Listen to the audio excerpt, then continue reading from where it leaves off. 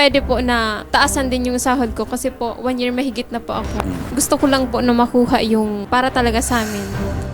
So, permit kayang delay ang ano niya, sweldo. Minsan kalahati. Meron bang among ganyan na kalahati?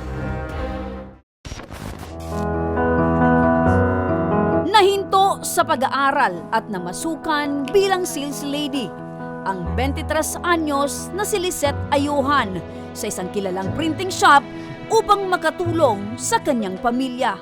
Mahirap po kasi iniisip ko din yung pamilya ko na makatulong po. Kaya po, nagpursige po ako na makahanap ng trabaho para po makatulong din sa kanila. Pero hindi niya sukat akalain sa tagal niyang namasukan dito ay gigipitin siya ng kanyang amo. Kaya naman, dumulog na siya at ang 8 pa niyang kasamahan sa trabaho sa tanggapan ng Ako Bicol Tabang Ora mismo upang ireklamo ang Bicol Shirt. 1 year and 1 year ikaw ang pinakamataga. Ang in-applyan ko po, sales representative po talaga. Parang ganon. Nag-assist po ng customer.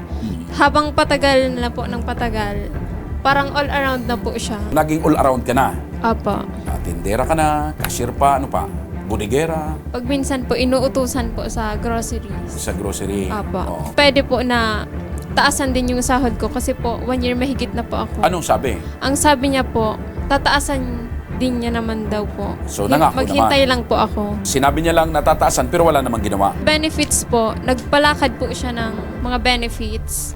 Pero di man po tiga hulugan. So inasikaso naman yung pag Opo, parang... kasi pag di daw po naasikaso yung SSS, PhilHealth, tapos pag-ibig, hindi niya daw po tataasan. Gusto ko lang po na makuha yung para talaga sa amin.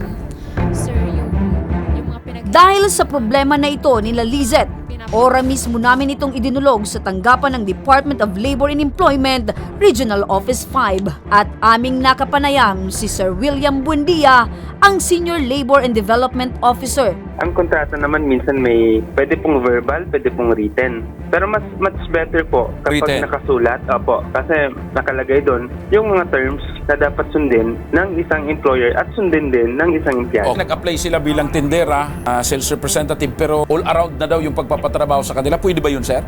Yun na nga sir, no? Yun ang importansya ng isang kontrata. Kasi nakasaad tama. doon, naka-stipulate doon kung ano lang ang Trabaho mo. description ng trabaho mo. Opo. Pwede po sila pumunta dito para mag-file ng SENA or Single Entry Approach para ipatawag natin sa employer. Sasamahan po namin ito dyan sa tanggapan po ninyo. Ano po?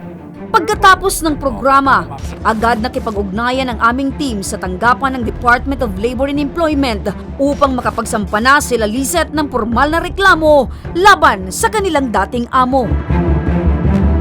Ngunit hindi pa natapos ang araw.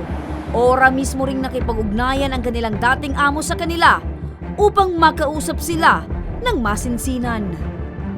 pinatawag niya po kaming lahat para maging maayos na po yung panig namin dalawa. Yung confirmation na nakatanggap na ako or naka-receive na ako ng yung payment niya po para sa cash bond and yung sa sahod ko po na kulang. Sa isa po kami inausap. Ang reason ko naman po is, alam ko kasi napapahirapan niya ako sa CV. Nagpirmahan po ang confirmation. Tapos nagbigay ng pera. Naglabas din ng hinaing ang lola ni Lisette dahil sa pagkadismaya.